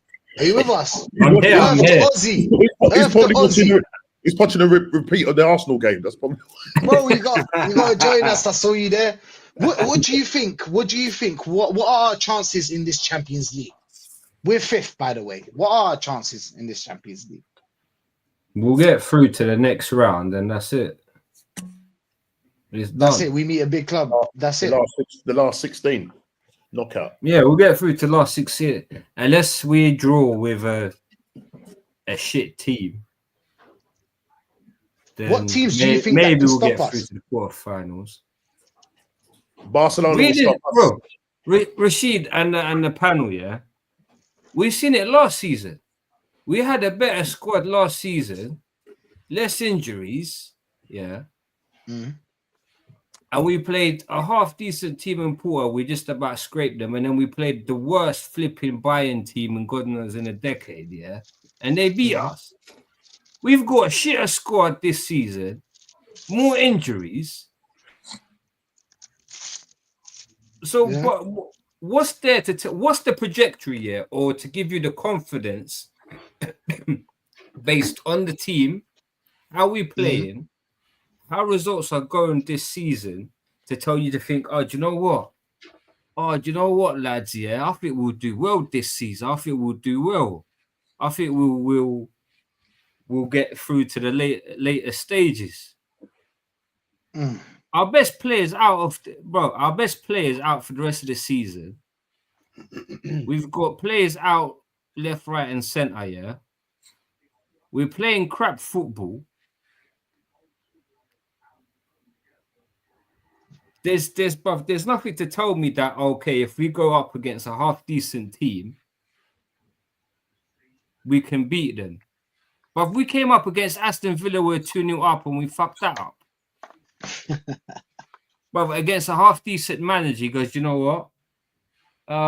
Yeah, I actually know what to do if a game's going wrong, or at least try to change it. Because I know tactically where my team's going wrong, and he makes 2 changes at half times and comes back in the game. And they could have won it. Well, with our manager, like it just went earlier, shit's going sideways. Yeah. 100%. I don't know what to do. I don't know what happened there. But 100%. Facts, bro. Facts. You know what I mean? So realistically, yeah, the Champions League, yeah, we'll probably beat Zagreb tomorrow or get a draw. Beat Girona, maybe. We'll get through last 16. Draw a half decent team, we'll probably get knocked out. Wow. Yeah. Wow. Or maybe we'll draw a semi-decent team and make a meal of it again, like we did, like you said, Ozzy, against Porto, wasn't it? Absolutely made a meal of that. But that's what I mean. Like, no disrespect to Porto, yeah, but Porto are a half-decent team. They're not great. They're not brilliant. They're not shite either. You know what I mean? I flew over to Porto for the first leg. They were all right. Like, honestly, they were half decent. Yeah, they were playing all right. Champions League game. Yeah, Consensus. he just didn't do anything, though. But that's the thing with a half-decent manager. He goes, listen, I look at the team I'm playing, yeah. All right. That manager thought, you know what, yeah? If I play ball for ball against Arsenal, I'll probably get played off the park. Season after season, we've seen this team to nullify Arsenal. All you got to do is play a low block and hope you catch them on a counter or a set piece. And that's what the Porto manager done. He played the low block. We struggled to score. He dragged the game as long as he could, tried to get a chance on the counter or on a set piece. Didn't happen. He strangled. He took it along to penalties and hoping he might win on penalties. Obviously, penalties is 50-50. We came out on top on that. That's literally what you got to do against Arsenal to get a result maybe not potentially win, but at least get a point. Just play a low block. That's pretty much it. Like, I agree with you, Ozzy. I How don't many think times season after season under this manager, yeah, we've seen him play against a low block and he still doesn't have the answer. It's 5 years. Again, this season, how many teams have we come up against that play a low block? Everton. Against Everton, they played a low block. They didn't come to win. What was the other team? Was it Ipswich? Someone remind me. I can't remember. Ipswich another team that 1-0, but it was the stinkiest 1-0 against. That's what I mean. They'll go down. They tried to stink it out for a draw. We managed to get a goal, and that's what I'm saying. These are teams in the relegation zone, stinking out a result against Arsenal. They're not even like top 6 teams. No, facts. Yeah, facts. but You're trying to tell me against a half decent team with decent players, with a manager that's tactical, like it will get the better out of this manager. Everyone has to play low block teams. Everyone has to face it. The only difference is Liverpool's and Man City that faced it over the last 5 years have all had more than one match winner. That's why they always come out and win it. We haven't. We've got Bukayo Saka and he's out injured at the minute. That's why we can't do anything against the low blocks, because we haven't got anyone that can penetrate it. No one's good enough. There ain't a moment of magic. There ain't a couple of moments of magic. No one's got it. 100%. Another thing I was going to add here is look at our strike force. Our strike force is shit. It's dead. It's basement, yeah. We ain't got nothing. Bro, they can't, bro. We've got 4 attackers. Who are you banking on to get the goals out of those 4 attackers? What? Trossard, Martinelli, Havertz, and Sterling. This is the worst strike force I've ever seen in my entire years of watching Arsenal, and I'll be interested to see what Jerden and Normski, just being a slightly older gentleman, have you ever seen a worse strike force than this? No. But I wouldn't have thought so. Yeah. It's madness. Like, it's so bad. I'll go back to Shamak and Bettner. Shamak and Bettner are better than this shite. Yeah. Sonogo. Listen, but remember Javinho? Oh yeah. Javinho was all right though. Javinho was all right. He just, all the odd things, wasn't he? People want to cuss off Nico Pepe as well. He was a baller, bro. And we. But he's like a Sterling. You know what it is? Even with those rubbish, strikers that we had back in the day, yeah. But the football was still different in terms of the style of football. Fluid football. What you're seeing now, I mean, as I say, we're all kind of baffled and confused as to why all of a sudden we've gone to this pragmatic style of football. Arteta's frightened of losing games. Last season, when we ended up finishing 2 points behind Man City's thought, hang on a minute, and I can't have this. Yeah, so I'm going to go into every game now. And that's why I think somebody said in the chat, why is it that it takes us 10 minutes to take a throw or corners or whatever? I hate that. It's the instructions from the manager. Slow everything down. Yeah, it's got to come from the manager, because these players did not do this last season, the season before. Because these players are capable of playing quick, fluid football. But no, and they're doing it too regularly for be coincidental, aren't they? They're doing it every game now. Yeah. That's not, 100%. Don't you think it's jarring that these players are always looking for set pieces? Isn't it getting boring? Isn't it getting boring? You know what? And now teams are figuring this out as well. Yeah. I think they're stopping the corners. Yeah, what team was what was the team that decided that we were going to Monaco are the first ones that caught us. Yeah.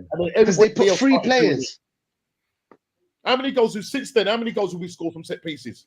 Not a lot. Not as much as before. We scored, but not as much before, yeah. Yeah. Noticeable drop off. Do you know what I'm waiting for, guys? Yeah. Because like Ozzy said, I don't think we'll get past the round of 16.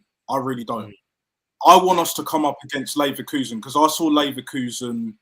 I was watching. But we might have an easy draw. We might, but I saw how Okay. Leverkusen were playing, and Florian Wirtz is the real deal, bruv. If we come up I've against seen it. Leverkusen, we will get smoked because Florian Wirtz, right? I've got to say this: Florian Wirtz is everything that these tippity-top gooners think Wodegaard is. Yeah. Florian Wirtz, his goal. Go watch the Leverkusen Gladbach game that was on Saturday, last Saturday, right? His goal made the defender like he wasn't even there.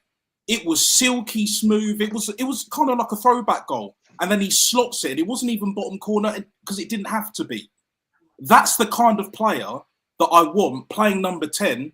But yet we've got Wodegaard, who ain't a number 10. He's not 10. He's really a deep lying playmaker, could be, but even then, there's better options out there. He needs someone like that in front of him, doesn't he? Yeah, Florian Wirtz is the one. Yeah, he is the one. If we had Florian Wirtz instead of Wodegaard, I've got to ask all of you guys this question. If we had Florian Wirtz this season instead of Gibraltar, wouldn't we be higher up the table? Wouldn't we at least be top right now, like we were before in the last few seasons? We would score a lot of goals. We wouldn't win the league. We wouldn't win the league, but we would score. You know what, guys? Oh, yeah. The creativity is unreal. Saying that if we had these quality players, the problem is it still boils back down to the manager and what he's asking of the team. Because what we said last season, the football that we saw was like, whoa. The season before that, it was like we was blitzing teams in the first 15, 20 minutes. Game over, done. Yeah. And then we weren't using set pieces. We weren't using set pieces. No, we weren't. And then all of a sudden now, it's just like, okay, if we can't open teams up in terms of low blocks and mid blocks, which we have difficulty in doing because we just our wing play, we just don't get out to wing. We what we do, our wingers like to cut in. That's what he wants. He wants all these people to do all the inverting. We don't. You see, like Nottingham Forest when they play, it's like watching old school football. When they play, right, their defense, midfield, wingers. They got quick wingers. They got a striker in Chris Woods who knows where the back of the net is. Old school striker where they get it progressive from the back. They don't mess about with it, passing it 500 million times in the back before it gets to the front. And then when we do get to the last third, we can't do nothing about it. And then, when we're in front of goal, when we're meant to take shots, for instance, Odegaard, pillar foot. That's what Kurt Shaw calls him, pillar foot. Yeah? Because this man he's hardly, there's a TikTok video going around. You must have seen it. Like, pillow foot. The last 18 shots that he's missed. Yeah, crazy. Normski, I've said the same thing on mine, mate. It's shooting, obviously, it's gone down last season. This season, you watch it either depressingly rolls past the post or it balloons up in the sky. It's horrendous, isn't it? There's no in between. There's no in between. Nothing. It's pathetic that way or pathetic that way. It's just nothing going straight forward. Forest have Morgan Gibbs-White, who can play number 10, he can play on the left, he can play like second striker. Proper fucking baller.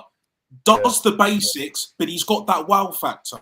Whereas like Wodegaard, he's like that futsal player that's okay on the ball, but he takes way too many touches. That's not even schoolboy shit. Because at least with schoolboy is like more direct. Wodegaard with the lack of quality. Whereas with Wodegaard, it's like there's lack of quality when it really matters the most. With all these extra touches. And then the passes go astray. Once the passes start going astray, it's done dada. Like, it's game over. Like, it's so frustrating. It's so frustrating, man. But when you have all these proper ballers, the Verts, the Gibbs-White, and all of that, and Gibbs-White wouldn't have cost that much. How much do you think we would have to pay for a Gibbs-White to be where Odegaard is, like to play in that position? It's going to be a lot of money. Yeah. Do you know what I mean? Back then, we could have probably. What was it? I mean, who was interested in him? Who was the other team that was interested in him? I'm trying to remember. But I mean, now, bro, if you try and get him now, mate, you're talking 70 mil upwards. There you go. Yeah. There you go. So at least even Chelsea can get the right players in at good prices, isn't it? We can't even sign them at the right time. Now everyone's going on here with about Isaac. We could have signed him fucking 2 years ago. He could have been fully embedded in this team. And he was at Real Sociedad as well, because we know Lego Head's trying to build that Real Sociedad midfield, yeah? Isak was at Real Sociedad. And like you said, Aaron, he would have cost us 30 mil. Well, what happened in that situation? This is what I'm saying. This club, from top to bottom, is absolutely just run absolutely rubbish. Yeah, because when we could have got that Isak, yeah, we decided, right, you know what? Gosh.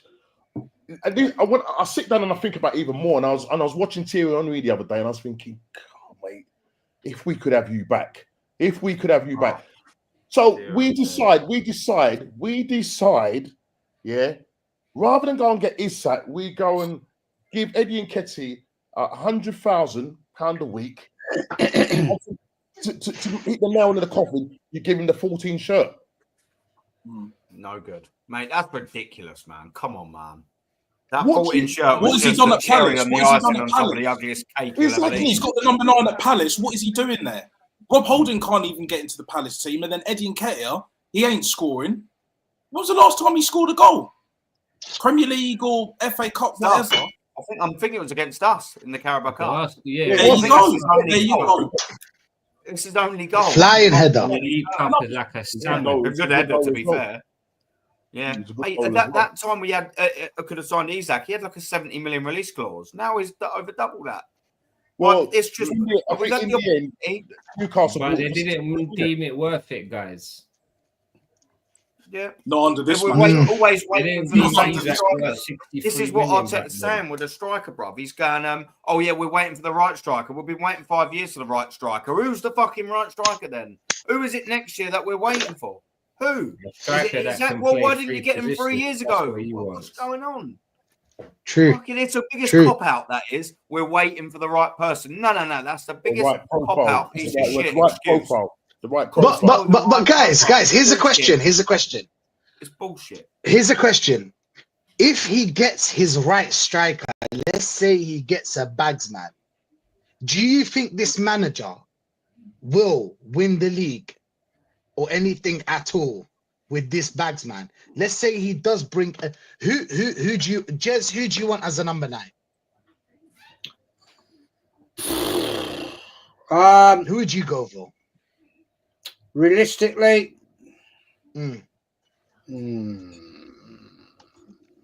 if we could get, I was going to say Gyökeres, but I don't, mate. Look, we're not in that market, man. Sorry, we're not in that. But the question is, Jez, let's say he does get Gyökeres, do you think this manager will win the league? No. Do you think it's the players or him? It's him. It's not about the number 9. We'll just score more goals. Sorry, look, we've had some great players, right? Proper good players, yeah. And he ruins them. Look, let's just, I don't like going back in the past, but we had Aubameyang won the FA Cup. Let's be honest, it was Aubameyang that won the FA Cup. Yeah. We could look back what happened with Ozil. Well, I think there's many factors to that argument, personally. Lack of threat. What happened there? Yeah, when he first came in, he looked decent.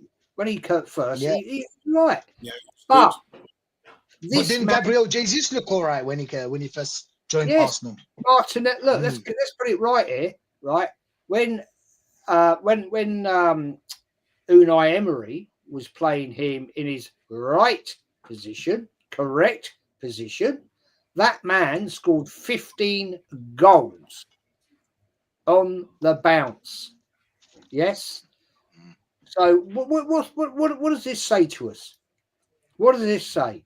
We have players that have the ability. When Trossard first came in, breath of fresh air, came in from Brighton, looked good. What's happening now? So there's, look, I'm no mathematician here, but there is a thing called a common denominator. And you have to look at you put all of these think these call them numbers into one place. Something pulls it all wrong. And I'm sorry to have to tell you this, guys. It's Arteta. He is an arrogant prick. I've called it from day one. I said this the day he signed, right? He was no different when he was at Man United. Why do you think, guys, and I honestly believe this, why do you think Man City wanted him go? I reckon Pep thought, oh, God, what have I got here? What have I got here? You know, let's get him out of the club, boys. He managed the game before, Jez. You Sorry know to what? butt You in, know the but craziest- he managed you know- the game against Leon and he lost. Sorry, but yeah, he but managed you the know game and he lost. You know the craziest thing, 2-1, I yeah? think. I don't know. I don't remember. When Pep came over, right, and then we heard that because obviously there was wasn't he doing the badges? He did the badges with Arsenal, didn't he? Did he do his badges with Arsenal? Yeah, I'm right. fairly certain. So when we heard the rumours that he was gonna, because obviously Wenger was getting him sort of shaping him up, ready to hopefully one day take over Arsenal or whatever it was, and then Pep came in, and I was saying to myself, what has Pep seen in this guy? Why he wants him as his number two, or I don't know if he was his actual number two. And that was the question that always baffled me. Why did he want him as a number two? This is before we had anything of him coming back to Arsenal and taking over Arsenal. Yeah, I always was baffled by that because I'm just thinking he's just done his coaching badges. Good point. You know what I mean? And the thing for me with Arteta is that if you look at all the managers in the league, yeah, they got far more experience. Everyone, I can guarantee every single manager in that league has actually managed a club, maybe lower leagues or whatever, before they've actually taken over a half decent club. Yeah. I don't know the first time he turned, I don't know if he turned it down or they when they went for Unai Emery or they sounded out Arteta. What's the story behind that, Jez? When they sounded him out, didn't they? Yeah. They went to his house, mate. They went to his house and signed him up at some silly o'clock in the morning. Do you not remember? It's on Sky Sports News. Yeah, I remember, yeah. Outside his gaff in Manchester, right? I was like, nah, this ain't happening. Is this another dodgy setup that we did with like when Wenger signed him? It was what's the guy's name? What was the dodgy director of football? What's his name? Oh, Vinna. Yeah, no, not Vinna, the other guy. Oh, the one from Barcelona you're on about. What was his name? I can't think now. Oh no, it was Raul Sanllehi. Mr. Brown Envelope. Mr. Brown Envelope. Yeah. Sanllehi, yeah. Different knot. Brown envelope, mate. Brown envelope. Nah, but real talk. You have to question, right? I mean, we can talk about this for a million days, right? You have to question. It's a simple question. You have to question the ambition of the club. There is no ambition because somebody quite correctly, 2016, 2018, I think, the Kroenke said, I haven't bought Arsenal to win trophies. There you go. That sums it up, boys. Yeah. Yeah. So you there was a bought, comment saying that. You bought a football club, one of the biggest clubs in English football, right? Third, I'd have said Arsenal were third at the time, apart from Man United, Liverpool, right? I'm not sure we're third now. I think Man City are probably knocking on. In terms of revenue and all of that. Where are we going here? Where are we going to go? Where are we going to end up? Right? Even fantasy world, right? Arteta is to walk, right, at the end of this season. Let's just say his pride, his personal pride said, I've done all I can do. I can't do no more. I'll take the big paycheck, right? Well, he wouldn't. No, he'd have to get sacked to get his big paycheck. He's not. He'll never resign, guys. He'll never resign. would you walk away from the £36 million payoff? No. No, none of us would. None of us would.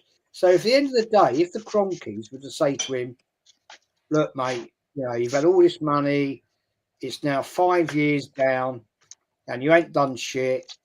You said you were going to win the Champions League after 3 years, even though you hadn't qualified.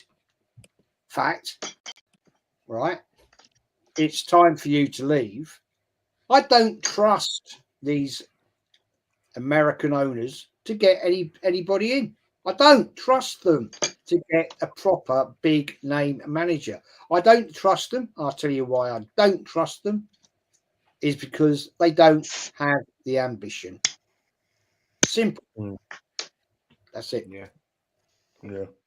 Yeah, no, it's good. I think in order for the mentality of this club to change, everybody from top to bottom has to go. Literally, has to go. Yeah. But because they own 100%, Lady Bracewell decided that she's going to sell her whatever it was, 15%, and that was it. Yeah. Like that was it. Nail in the coffin. Thank you very much. I mean, you know, you go back to David Dean days when Ustinov was there, and I don't know if it was Mr. Hillwood. We don't like. What did he say? Something to the effect of we don't like you sort of people, you know. Yeah, I remember him saying Aaron club. Aaron, I know. This guy was a big Arsenal supporter, yeah. This man was willing to pay off the debt of the club and everything, right? And he wanted this Russian guy, a little bit like Abramovich. Can you imagine if he was in charge of Arsenal, mate? He'd be throwing money at us, man. You know what I mean? Yeah. But because Arsenal win the lot, mate. We'd win the lot. We're known as the classy club. Yeah, that's what we're known as, the classy club. Didn't he go to Everton? Didn't he go to Everton? Yeah, he did. Yeah. And then obviously with all the madness, it was the other guy that ruined Everton financially. I can't remember his name. Missouri, his name. I think Missouri, something like that. He was because Usmanov was with that. Yeah, he was with Red and White PLC or something like that. But yeah, it was that man. Missouri guy. He was the one that fucked up Everton. Yeah, he was the one. But I think if Usmanov was with us and we fucked off the Cronkies and all that, because that's the one thing, correct me if I'm wrong, Jez, that David Dean did wrong in terms of bringing it, because he's the one that brought the Cronkies in. That's right. Because the Cronkies wouldn't have got through the front door or the back door or the side door or whatever fucking door if it wasn't for David Dean. That's the only thing I have against David Dean personally. You're right. You're in. Right. That's the only thing. Everything else, he was brilliant for Arsenal, 100%. But the fact that he brought the Cronkies in, it is a massive damper. A little bit like with Wenger on the pitch. Yeah, they wormed their way in, man. Ula, how much money do you reckon? I'm. This is hypothetical here, right? Arsenal don't fall for the bullshit of what we've been led to believe that Wenger came out with. Oh, we've got the stadium to pay for, £25 million a year. That's fuck all to a club like Arsenal. That is peanuts money, right? What Arsenal would drag in a year, that is bullshit, man. What I think. This is my belief, and this is that there's no facts or anything behind this, right? David Dean, Sir Peter Hillwood had gone. David Dean was the CEO, and all he was looking at was numbers. And I'd love to know, right, how much money he made out of it, because there's also this is a story for another day, which I'm going to be doing next week with Kenny and DJ next week, about the George Graham versus Wenger and the George Graham conspiracy. How much money did David Dean get out of the deals that supposedly George Graham took the bungs for? Just saying out there, boys. Just saying. I'm pretty certain David Dean had a hand in that pocket. Right, David Dean, I've met him many, many times. Right, nice gentleman, absolute gentleman. I tell you what, Alan Sugar's a nice gentleman. When he was, Yeah, when true, he, true, true, true. when he was at Tottenham, right? I just got it. Let's put it right. When he was at Tottenham, right, with Terry Venables, two of the most corrupt men in bloody business, right? I'm sorry to say, yeah, they weren't straight. And I put money on it, right? David Dean was getting a bung there and all. Guarantee it. Also, Des, wasn't David Dean at the start of the Premier League formation? Like, wasn't he one of them at the beginning? Yeah. David Dean with Sky Sports. He was part of the sorry, FA. guys. I need to say that Aaron needs to leave. I can see him held hostage there. Good boys. You know? No, he's good. held Oh, good, hostage. man. No, good, bro. Yeah. yeah. No, listen, I love listening Big up to for it, being man. here. Big up for being listen, here, man. Aaron. You already know, like every week. Big up for being here. One of the real ones. Subscribe and like to Aaron here. Yeah, one of the real ones. Show him love. Show him love. No, But yeah, thank you very much. any final words? Well, yeah, no, just obviously, yeah, cheers for having me on. It's always a pleasure to share a panel with you. Likewise for the boys as well. Do you know what I mean? I think I've shared a panel with all of you at some stage. Some on Northside, some on various, some on mine, some on your own platforms. Now, buzzing, always a pleasure. And same with the chat as well. Do you know what I mean? Give a like and subscribe to the people's channels here. Do you know, it all helps. They're all real ones. You know that. You've listened to them. If you've got any common sense, give them some love. Do you know what I mean? Same with Rashid. Drop a like, sub on the channel, and if you feel the same about me, jump over to mine and do the same. Yeah, but other than that, yeah, I'll love you and leave all you boys. I will on my way to work tomorrow. I will have a little listen to the rest of the podcast because I like what all of you boys have got to say. Do you know what I mean? It's it's fantastic for being here, and I'll love you all and leave you. Buzzing. Big up, Aaron. And Arteta out. Kronk is out. The whole lot of them out. Win the dog out. Get them all out. Please, coach. Apart from apart from the set piece, Apart from the set piece, another coach. day, yeah. He can fight That's another what we day. say, Yeah, yeah, he's all right. Yeah. Even the set piece coach can stay. Do you know what I mean? And he is fine. But Buzzing, thank you very much for having me on. Big up. Have a good evening, everyone. Win the dog. Yeah, win the dog with it. Yeah, fuck the win the dog. Do you know what I mean? Yeah, he can fuck off and all. Take care. Batsy home is calling. Batsy, yeah. Send him a Batsy. Nah, but true, guys. Sorry, you were saying, Jez, isn't it? Sorry, saying, Jez.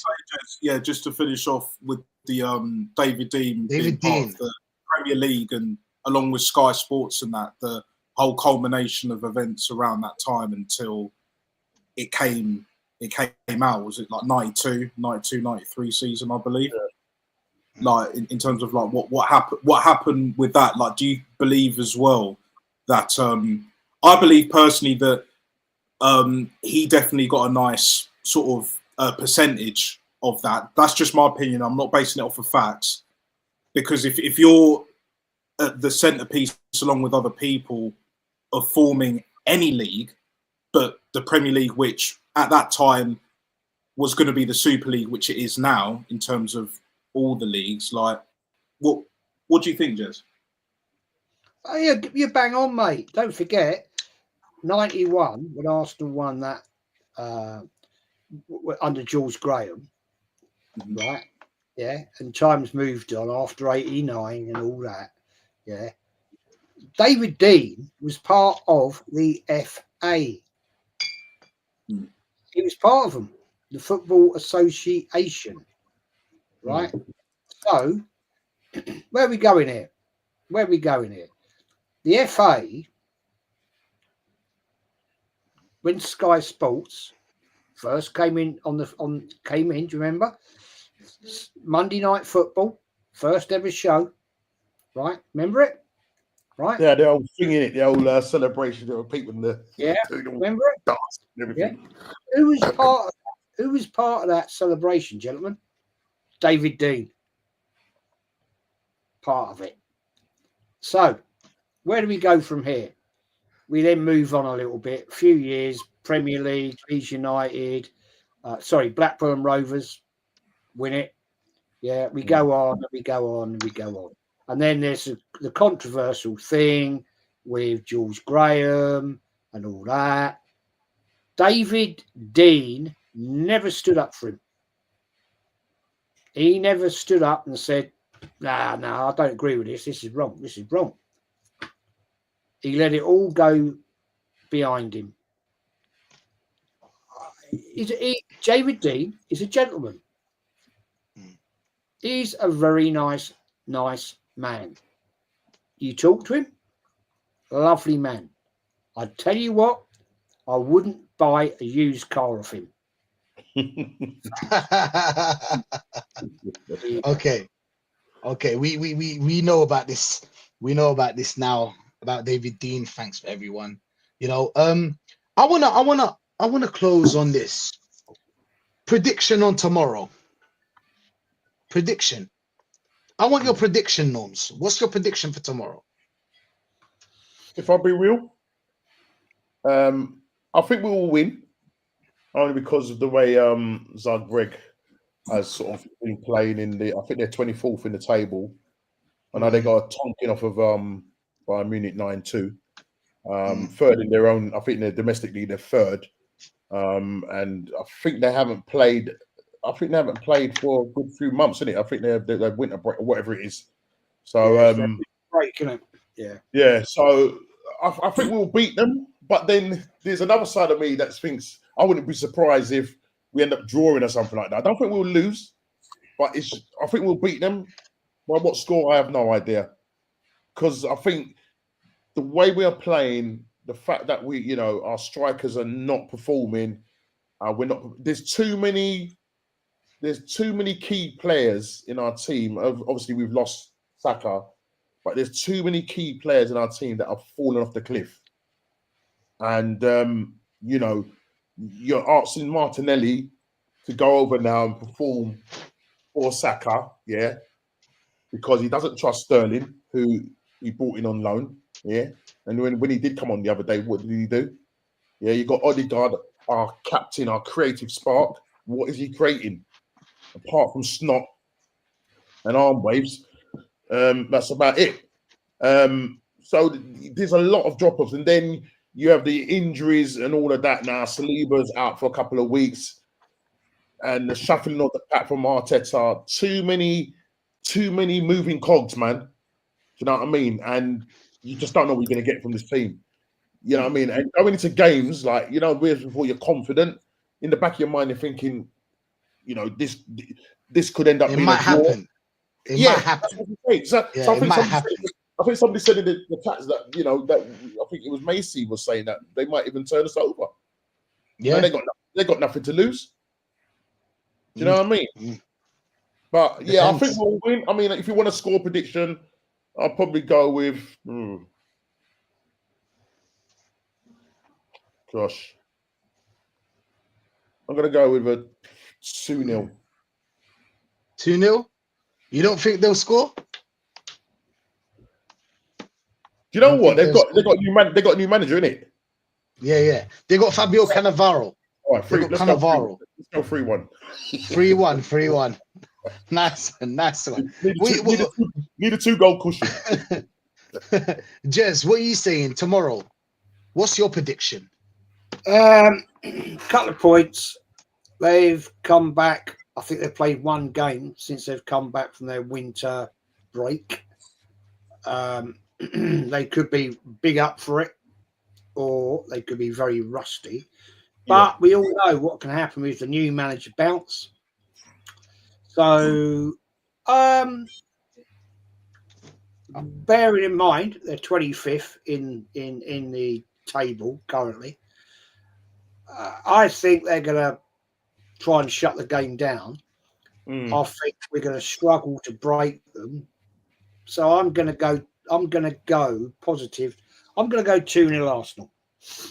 2-0. Fair enough. I can see that. What are you saying, Oz? What are you saying? What's your score prediction for tomorrow? Well, the thing is, you go into Arsenal games now, you just can't, you just don't know what to expect. You know it's going to be boring, that's for sure. Yeah. You know you're going to get a boring football. But who's going to score? Are they going to do something even the defense don't give you confidence because we've conceded goals this season. We ain't got Saliba. Say it. We ain't got Saliba. We don't. It doesn't look. It's not looking good, bruv. It's not looking good. I don't know, It's bro. not looking The thing is, it's hard to be positive. It's hard to be positive. You know what I mean? You want to come sit here and say, "Oh yeah, we're gonna smash them, we'll beat them, yeah, like, easy win, guys." You know what I mean? When's the last time, Arsenal play and you're thinking, "Oh yeah, are we playing today, lads? Oh yeah, nice one, yeah, it'll be easy win." But unless we're playing someone from the Championship here, I'm not confident. That's a good one, bro. Facts. You know what I facts, mean? bro. Facts. Unless we play someone from the Championship, I'm not confident with this Facts, team or bro. this manager. So we were. So you're saying. I mean, so you're saying your prediction? Joe, I'm gonna go 2-1 Arsenal. Fact. I'll go for 2-1 too. Nat Star, what are you saying? Go on, Nats. Yeah. You know what? Yeah. Because of the nature of their new manager in it, Fabio Cannavaro was one of the best defenders I've ever seen in my lifetime, anyway, and all of that. I saw their highlights against Celtic like about a month or so ago, and things like that. And even though they are bottom of the table, but with us, we know it's going to be a stinky game. Not looking forward to it.